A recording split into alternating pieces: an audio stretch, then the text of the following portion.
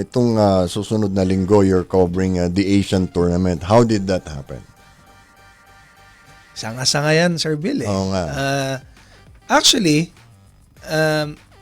well, Jack Ruby is, siya yung promotor nito eh. He was the former marketing director of PBA, and he also ran the History Channel.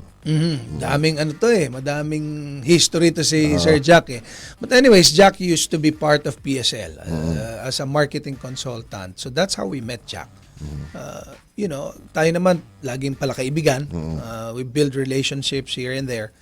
So I think what we have built in that tournament, in PSL, transcended through other programs. So this is as far back as last year, Bill. Hindi pa siya buong-buo. Sinabi na niya sa akin talaga na, Nori, there's an international tournament that we are creating, whatever. Parang ganyan. And ikaw na ang kausap ko. I'm not gonna be talking to anybody. So technically, wala pa man sigurong mga tao na nakalagay dyan. Kumbaga parang gentleman's agreement na kami na we'll be doing it. So I said, okay, sige.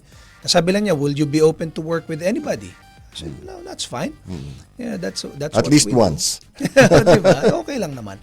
So that's how it started until ito na nga, it came into reality in April. We started in China. And the rest is history. Ngayon, we're on the winter leg na nasa Pilipinas. Na wala namang winter sa Pilipinas.